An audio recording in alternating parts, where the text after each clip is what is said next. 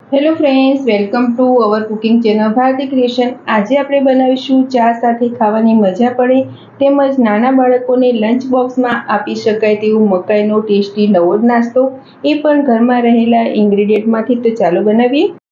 મકાઈનો એકદમ ટેસ્ટી નવો નાસ્તો બનાવવા માટે આપણે 1 કપ જેટલા ચોખાને 1 કલાક પહેલાં સાથે પાણીથી ધોઈ અને પલાળી લીધા હતા અને આપણે જોઈશું તો ચોખા સરસ રીતે પલળી ગયા છે.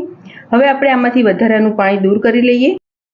ચોખાને આપણે એકદમ ઝીણા ક્રશ કરવાના છે, એટલે ગ્રાઇન્ડર જાર લઈશું અને તેમાં જે આપણે પલાળેલા ચોખા રાખ્યા છે તે નાખીશું. અત્યારે મેં પલાળેલા ચોખા લીધા છે, તેની જગ્યાએ તમે ચોખાનો લોટ પણ લઈ શકો છો. તો આપણે બધા જ ચોખાને ગ્રાઇન્ડર જારમાં લઈ લઈએ. તેમાં જ આપણે 2 થી 3 નંગ જેટલા લીલા મરચાં નાખીશું, તે પણ સાથે ક્રશ થઈ જાય. એક નાનો ટુકડો આદુનો અને બધું સરસ રીતે ક્રશ થઈ જાય એ માટે અડધો કપ જેટલું પાણી મિક્સ કરીશું. હવે આપણે આ બધું એકદમ સરસ રીતે ઝીણું ક્રશ કરી લઈએ. ચોખાને આપણે સરસ રીતે ક્રશ કરી લીધા છે અને આપણે જોઈશું તો સરસ રીતે એકદમ સ્મૂથ પેસ્ટ થઈ ગઈ છે. એક મિક્સિંગ બાઉલ લઈશું અને તેમાં જે આપણે ક્રશ કરેલા ચોખાની પેસ્ટ છે તે નાખીશું.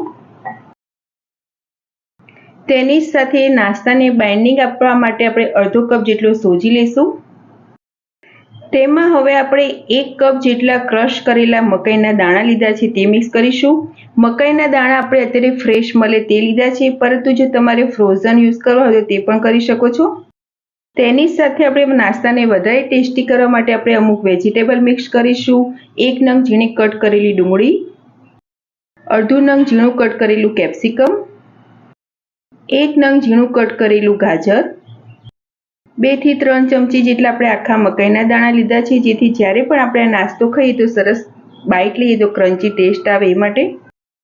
થોડા ઝીણા સમારેલા લીલા ધાણા, સહેજ પિંચ જેટલી હળદર, અડધી ચમચી જેટલું કાશ્મીરી મરચું તેમજ ટેસ્ટ પ્રમાણે મીઠું મિક્સ કરીશું.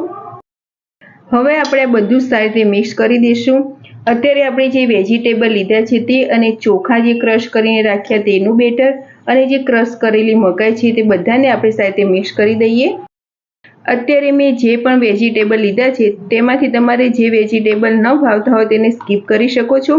અને આના સિવાય પણ તમે ઝીણી સમારેલી પાલક છે, કોબીજ પણ મિક્સ કરી શકો છો, તેમજ લીલા વટાણા પણ મિક્સ કરી શકો છો. અને જો જે તમે વેજીટેબલ લો તે એને એકદમ ઝીણા સમારીને મિક્સ કરવાના, જેથી જ્યારે પણ આપણે આ નાસ્તો બનાવીએ તો તે વેજીટેબલ કાચા ન રહે. તો હવે આપણે બધું સારી રીતે મિક્સ કરી દઈશું.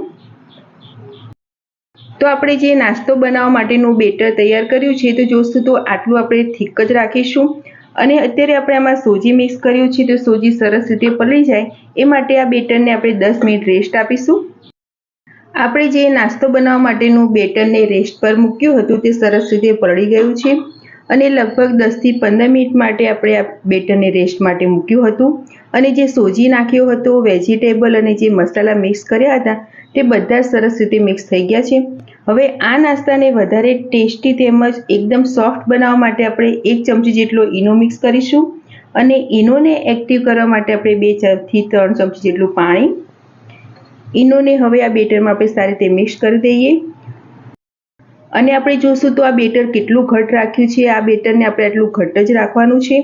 એકદમ પતલું કરીશું તો જો નાસ્તો બનાવીશું તો સરસ રીતે શેપમાં નહીં આવે. ઈનોને આપણે સરસ રીતે મિક્સ કરી દીધો છે. હવે આપણે આ બેટરમાંથી નાસ્તો બનાવીશું. અત્યારે આપણે જે નાસ્તો બનાવવાનો છે તે રીતે વઘારિયામાં બનાવીશું. એ માટે વઘારિયાને ગેસ પર ગરમ કરવા માટે મૂકી દીધું છે અને તેમાં આપણે 1 ચમચી જેટલું તેલ લઈશું. તેલ સહેજ ગરમ થાય પછી તેમાં આપણે અડધી ચમચી જેટલા તલ નાખીશું. તલ બધા સરસ રીતે સ્પ્રિંકલ થઈ જાય પછી તેમાં આપણે જે બેટર બનાવીને રાખ્યું છે તે 1 ચમચા જેટલું નાખીશું.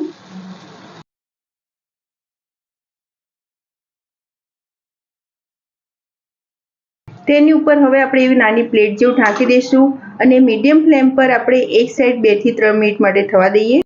લગભગ 2 થી 3 મિનિટ જેવું થઈ ગયું છે અને હવે આપણે ચેક કરીશું તો ઉપરની સાઈડ સરસ રીતે ડ્રાય થઈ ગયું. હવે આપણે આને હળવેકથી પલટાવી લઈશું.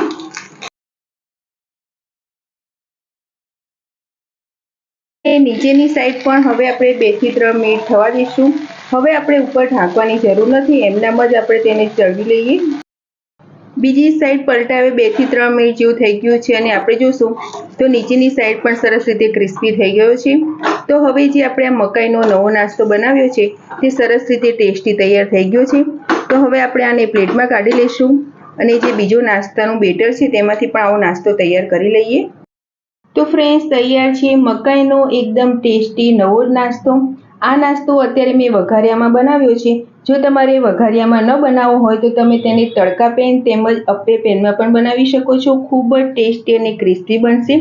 તમે મકાઈનો નાસ્તો તો ખૂબ જ બનાવ્યો હશે, પરંતુ એકવાર આ નાસ્તો જરૂર ટ્રાય કરજો. ઉપરથી એકદમ ક્રિસ્પી અને અંદરથી સોફ્ટ.